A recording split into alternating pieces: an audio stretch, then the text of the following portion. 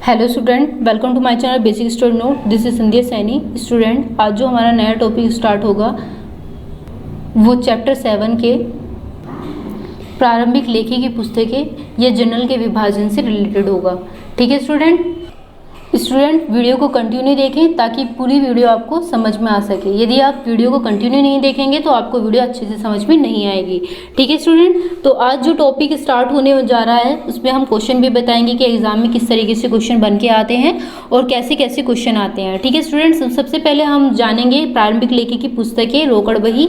तो प्रारंभिक लेखी की पुस्तकों का आशय एवं प्रकार व जर्नल का उपविभाजन क्या होता है। ठीक है स्टूडेंट, तो प्रारंभिक लेखी की पुस्तकों से आशय, यहाँ पर सबसे पहले क्या होता है, छोटे छोटे व्यवसायों में लेन देनों की संख्या कम होती है और समस्त लेन देनों का रोजनामचे में लिखकर कार्य चला जाता है। तो परंतु बड़े बड़े व्यापारियों में लेन देन की संख्या बहुत अधिक होती है, अतः उन सभी का लेखा एक ही जर्नल में करने से बहुत अधिक असुविधाओं का सामना करना पड़ता है। इसका कहने का मतलब ये है स्टूडेंट, जो छोटे छोटे व्यवसाय होते हैं उसमें लेन देनों की संख्या हमारी कम क्यों होती है, क्योंकि जो हमारे लेन देन होते हैं वो थोड़े कम होते हैं। लेकिन जितना बड़ा हमारा लेवल होगा, यानी कि व्यापार जितना बड़ा होगा उसमें बड़े बड़े लेन देन होंगे और संख्या भी हमारी ज़्यादा अधिक होगी। ठीक है, तो कहने का तात्पर्य यह है कि जो छोटे छोटे व्यवसाय होते हैं उसमें लेन देन यानी कि रुपए पैसे थोड़े कम होते हैं, जैसे कि समझ लो 10,000 20,000। ठीक है, और जो बड़े बड़े व्यवसाय में हमारा यहाँ पे लेन देन होता है वो हमारे 50,000 लाख रुपए में ऐसे लिए जाते हैं, यानी कि 1 लाख 2 लाख। तो स्टूडेंट, जो हमारे लेन देन है औद्योगिक व्यापार में, वो जनरल एंट्री हमारी बड़े व्यापारियों में करने में असुविधा होती है। ठीक है, तो इसी तरीके से आप जानेंगे जैसे कि व्यापारी सूचनाओं की जानकारी विलंब आती। तो व्यापारी सूचनाएं ऐसी होती हैं जैसे कि उनकी असुविधाओं से बचने के लिए लेन देन की प्रकृति के अनुसार जर्नल का कई भागों में कुछ बहियों या पुस्तकों में विभाजित कर दिया जाता है। तो स्टूडेंट, बहियाँ और पुस्तकें क्या होती है, मैंने अभी जैसे कि हम कोई जर्नल एंट्री बनाते हैं, जैसे मैंने आपको पहले भी कुछ वीडियो में आपको बताया होगा कि जर्नल एंट्री किस तरीके से बनाते हैं। उस जर्नल एंट्री में हम कुछ बहियाँ बनाते हैं, यानी कि सबके अलग अलग खाते बनाते हैं। किसी का खरीदने का होता है, किसी का बेचने का होता है, किसी के नाम से होता है। तो स्टूडेंट, इस तरीके की हमारी बहियाँ होती हैं। ठीक है, वो हमारे लेखक होते हैं, यानी कि एक तरीके से पुस्तक होती है सबकी। तो ये हमें इस चीज़ का जानना बहुत ज़्यादा जरूरी है कि वे पुस्तकें जिसमें सर्वप्रथम व्यापारिक लेन देन का लेखा किया जाता है वे प्रारंभिक लेखी की पुस्तकें कहलाती हैं। तो ये बात याद रखिएगा स्टूडेंट, जो हमारे छोटे व्यवसाय में लेन देनों की संख्या होती है वो थोड़ी कम होती है और बड़े व्यापारियों में बड़ी होती है, लेकिन दोनों होते ही व्यापारी हैं और दोनों का लेन देनों का लेखा करना बहुत ज़्यादा जरूरी होता है। तो उसी लेखे को हम क्या कहते हैं, प्रारंभिक लेखी की पुस्तकें कहते हैं, तथा उन्हीं पुस्तकों को हम सहायक भैया कहते हैं। सहायक भैया क्यों कहते हैं, कि वो हमें, जैसे कि हम कोई खाता ढूंढने की कोशिश करते हैं तो हम उस खाते को खोल करके देख सकते हैं कि उसमें कितना लेन देन हम कर चुके हैं। ठीक है, उस खाते में, यानी कि जैसे कि हम कोई बेचने का खाता देख रहे हैं कि हमने आज कितना बेचा है कि माल और कितना खरीदा है माल, तो उस सहायक भई में हम आसानी से देख सकते हैं। और साथ ही हम जब भी कोई अकाउंट बनाते हैं तो हम उसमें डेट जरूर लिखते हैं। तो हमें जैसे कि किसी डेट का देखना होता है, दिनांक का देखना होता है, तो हम सहायक भैया से पता लगा सकते हैं कि हमारा लेन देन कितना हुआ है। ठीक है स्टूडेंट, इतना आप सभी को समझ में आया। इसी के साथ जैसे कि रोकड़ बही, अब रोकड़ बही का लेन देन हम कैसे करते हैं, नगद और बैंक संबंधी लेन देन से करते हैं। स्टूडेंट, कैसे पता चला कि रोकड़ बही, एक तो नगद होती है और बैंक संबंधी, क्योंकि बैंक में सबसे ज़्यादा लेन देन हमारे किए जाते हैं किससे, कैश के।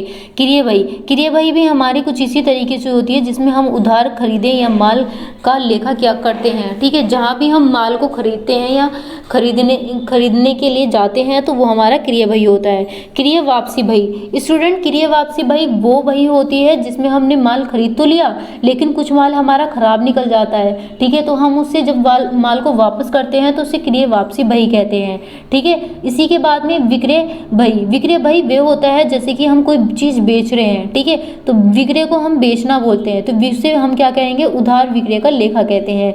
अब विक्रय वापसी बही, स्टूडेंट, जब कोई हम माल बेचते हैं तो हमारा कुछ माल ऐसा चला जाता है कि जो ग्राहक को पसंद नहीं आता है या फिर कोई और कंडीशन होती है कि जिससे ग्राहक हमें वापस करके चला जाता है।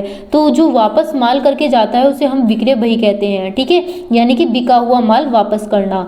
फिर इसके बाद में आता है स्टूडेंट प्राप्य बिल बही। अब प्राप्य बिल बही क्या होता है स्टूडेंट, इसमें समस्त प्राप्य बिल यानी कि प्रतिज्ञा पत्र जो लिखे हुए होते हैं वो हमारे प्राप्य बिल होते हैं, जिसका भुगतान अभी प्राप्त करना शेष होता है। इसी तरीके से देय बिल, तो इन बिलों को प्रतिज्ञा पत्र को लिखा जाता है जिसका दूसरों को भुगतान देना होता है। जैसे कि आप समझ सकते हो कि बिजली का बिल आपके घर आता है, ठीक है, सिंपल लैंग्वेज में मैं आपको बता रही हूँ। तो जो बिजली का बिल आता है तो वो देय बिल, आपको बिल का पेमेंट करना पड़ता है, यानी कि वो आपको जरूरी होता है, ठीक है। एक तरीके से वो पत्र की तरह ही आता है आपके पास में लिखा हुआ कि आपको इतना जमा करना होता है, तो उसे हमें बोलते हैं देय बिल। लेकिन प्राप्य बिल किसे बोलते हैं, जो हम प्राप्त करते हैं, ठीक है। इसी तरीके से जर्नल का मैंने आपको बताया था कि जर्नल होता क्या है, वे लेन देन जो प्रारंभिक लेखे की किसी भी पुस्तक में नहीं लिखे जाते हैं, ठीक है, यानी कि ये प्रारंभिक लेन देन किसी भी पुस्तक में नहीं लिखे जाते हैं। इनकी एक अपनी पुस्तक होती है, बही होती है, जिसे हम जर्नल में लिखते हैं, ठीक है। तो जर्नल लेन देनों की संख्या कम होती है और अलग पुस्तक नहीं रखी जाती है, इसलिए सबका लेखा एक ही पुस्तक में कर दिया जाता है। तो इतना आप सभी को समझ में आया स्टूडेंट इसमें। उसके बाद में देखते हैं जर्नल का विभाजन से लाभ। अब लाभ किस तरीके से करते हैं स्टूडेंट, ये जानना भी बहुत ज़्यादा जरूरी है कि जो हमारा लाभ है वो किस तरीके से होता है। कार्य का बंटवारा। अब कार्य का बंटवारा किस तरीके से करते हैं, जर्नल के विभाजन में एक प्रकार लेन देन एक अलग बही में लिखे जाने के कारण प्रारंभिक लेखा का कार्य अनेक कर्मचारियों को बांटा जाता है। जैसे कि आपने देखा होगा जर्नल एंट्री जब हम बनाते हैं, किसी में कैपिटल का अकाउंट बना होता है, किसी में परचेज का अकाउंट बना होता है, किसी में सेल का अकाउंट बना होता है, ठीक है, यानी कि खरीदने का बेचने का। तो हमारा सबका लेन देन अलग अलग होता है, तो उसी तरीके से हमारा कार्य भी अलग अलग तरीके से दिखाया जाएगा। यानी कि जितने भी कर्मचारी होंगे सबका अलग अलग अकाउंट यानी कि रेडी करने के लिए बोला जाता है, तो वो हमारा कार्य का बंटवारा होता है, सबको अलग अलग काम मिलता है। तो सूचना प्राप्त करने का सुविधा, जैसे कि अलग अलग सहायक बहियों में होने वाले व्यापार से संबंध में लाभदायक सूचनाएं सुविधा पूर्वक प्राप्त की जाती हैं। अब सहायक बहियों में अलग अलग बहियां कैसे सुविधा प्राप्त की जा सकती हैं, क्योंकि हम उसे आसानी से निश्चित समय पर यानी कि बिल्कुल ठीक समय पर ये देख सकते हैं कि हमने कितना खरीदा है और कितना बेचा है। ऐसे ही हमने अगर अकाउंट बना रखा है यानी कि खाता बना के रख रखा है, तो हम अपने पिछले साल की तुलना में देख सकते हैं कि इस साल हमारा कितना लाभ हुआ है और कितनी हानि हुई है, ठीक है स्टूडेंट। फिर इसके बाद आता है विस्तृत विवरण। विस्तृत विवरण है प्रत्येक लेन देन के संबंध में आवश्यक अधिक विस्तृत विवरण दिया जाता है। तो लेन देन का जो संबंध होता है स्टूडेंट, वो हमारा छोटे स्तर पर भी होता है और बड़े स्तर पर भी होता है, क्योंकि जो हमारा व्यापार है ये जरूरी नहीं है कि हमारा व्यापार बड़ा हो, छोटा भी होता है। तो इसलिए हमने दोनों तरीके का व्यापार का विवरण हमें करना पड़ता है अपने भविष्य की सुविधा करने के लिए, ठीक है, भविष्य की सुविधा के लिए। उसके बाद खतौनी में सरलता किस तरीके से करेंगे स्टूडेंट, खतौनी में सरलता करना भी बहुत ज़्यादा जरूरी है, क्योंकि जो लेजर की खतौनी करने का कार्य सरल और कम समय में हो जाता है, क्योंकि बहुत से लेन देन हमारे लेजर से अलग अलग लेखा करने की आवश्यकता नहीं होती है। तो स्टूडेंट क्या होता है कि जैसे कि हमने जर्नल एंट्री बनाई है और हम उसका लेजर बना रहे हैं, यानी कि सबका अकाउंट अलग अलग बना रहे हैं, उसको हम लेजर बोलते हैं, जैसे कि मैंने आपको बताया था। और लेजर को हम क्या बोलेंगे, खाता बही बोलेंगे, ठीक है स्टूडेंट। तो यहाँ पर लेजर हमारा अलग अलग आवश्यकता नहीं होती है, बहियों का योग खतिया दिखाया जाता है। केवल आप टोटल करके बता दोगे कि हमारा जो खाता बही में खतौनी हुई है वो कैसे हुई है, ठीक है स्टूडेंट। फिर उसके बाद में आता है उदाहरण के लिए जो क्रिय तथा विक्रय बही होती है वो क्रिय तथा विक्रय खातों में लिखे जाते हैं। तो स्टूडेंट जो क्रिय बही होती है तो खरीदने के उसमें लिखी जाती है, और विक्रय बही विक्रय के इसमें यानी कि बेचने के इसमें लिखी जाती है। साथ ही आपने देखा होगा जो हम रोकड़ बही बनाते हैं तो इसमें रोकड़ का नाम नहीं आता है, उसका ठीक अपोजिट वाले नाम आते हैं, यानी कि जो भी इसमें लिखा हुआ होता है आपकी जर्नल एंट्री में, ये जब आप बनाते हो, ठीक है। जर्नल एंट्री को हम क्या बोलते हैं, प्रारंभिक लेखे हिंदी में। तो इसी तरीके से आवश्यकता अनुसार आवश्यक बहियां भी होती हैं, जैसे कि मैंने आपको बताया अलग अलग अकाउंट बनाए जाते हैं, उनकी संख्या भी अलग अलग होती है और संख्या भी बढ़ाई भी जा सकती है। जालसाजी की कम संभावना, स्टूडेंट जालसाजी की कम संभावना क्यों होती है, क्योंकि हम अकाउंट को पहले से ही एक चिट्ठे में बना करके रख लेते हैं। तो उसमें एक पुस्तक में जब हम बना करके रख लेते हैं तो पुस्तकों में छल कपट व जालसाजी की संभावनाएं कम होती हैं, क्योंकि हम उस पुस्तक को देख करके जो हमने खाता बनाया उससे आसानी से पता लगा सकते हैं कि कहाँ पर जालसाजी की संभावना हमारी हो रही है और कहाँ पर हमारी नहीं हो रही है, ठीक है स्टूडेंट। तो इतना आपको समझ में आया जर्नल के विभाजन से रिलेटेड क्या है हमारा यहाँ पर। इसी तरीके से स्टूडेंट आप जानेंगे कि रोकड़ बही क्या होती है। स्टूडेंट आपने देखा होगा कि रोकड़ बही यानी कि कैश बुक, आप बैंक में जाते हो, बैंक में आपको कैश बुक मिलती है, उस कैश बुक में डेबिट होता है और क्रेडिट होता है, ठीक है, दो पक्ष होते हैं। तो मैं आपको आज इसी के बारे में बताऊंगी। यहाँ पर प्रारंभिक लेखी की बहुत महत्वपूर्ण पुस्तक होती है। तो प्रत्येक व्यापारी का यहाँ सबसे अधिक संख्या नगद लेन देनों की होती है, ठीक है। तो लेन देन किस किस का होता है, डेबिट का और क्रेडिट का।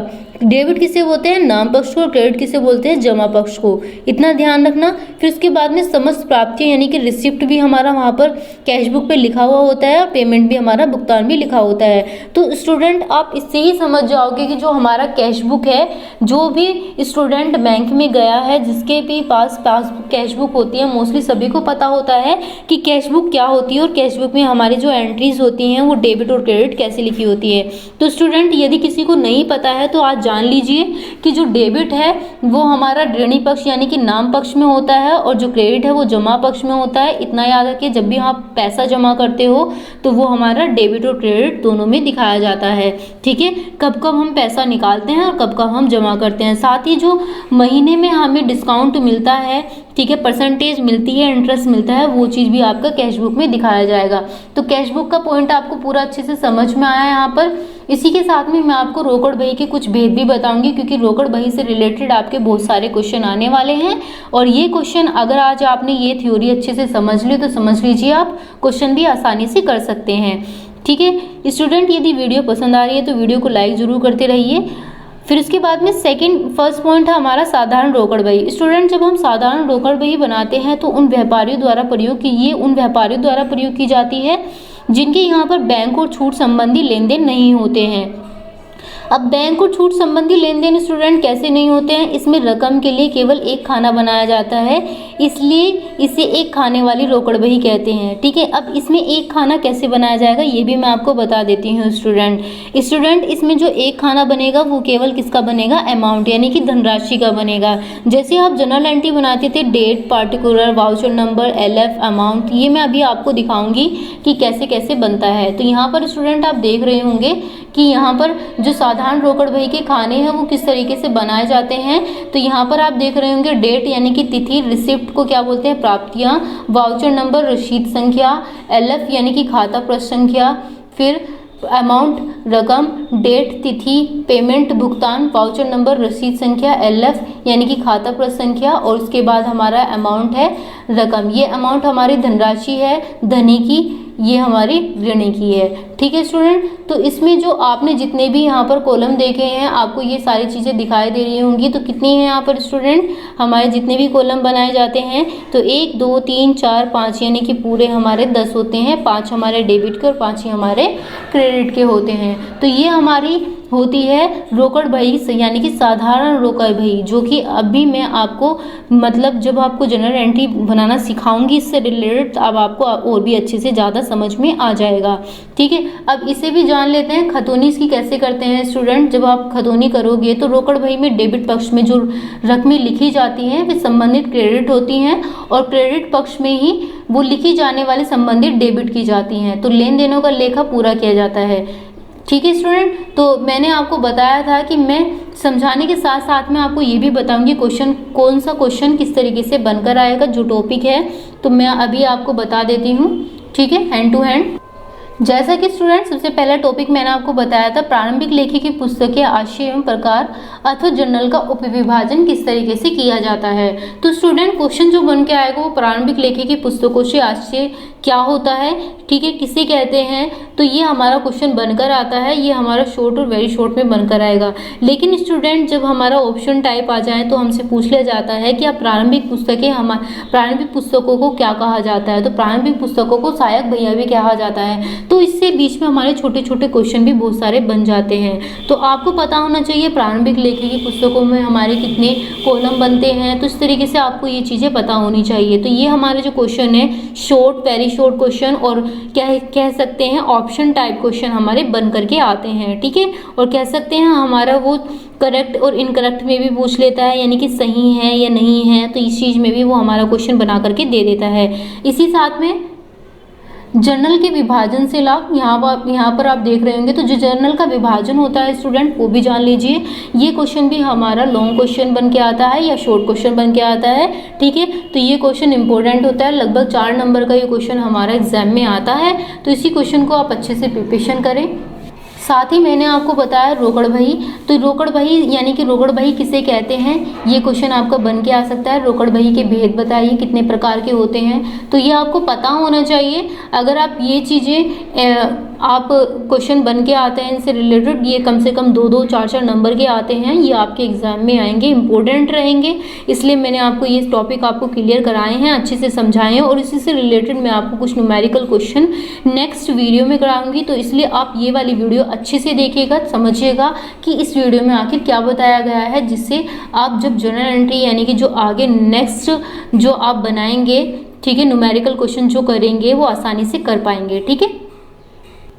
उसके बाद देखिएगा स्टूडेंट, छूट खाने वाली रोकड़ बही। अभी मैंने साधारण रोकड़ बही बताई थी, अब छूट खाने वाली रोकड़ बही। ये क्वेश्चन भी हमारा बनकर आता है बहुत बार एग्जाम में। तो क्वेश्चन हमारा ये बहुत मोस्ट इंपॉर्टेंट होता है, जिसमें साधारण रोकड़ बही, छूट खाने वाली रोकड़ बही और 3 खाने वाली रोकड़ बही भी पूछी जाती है।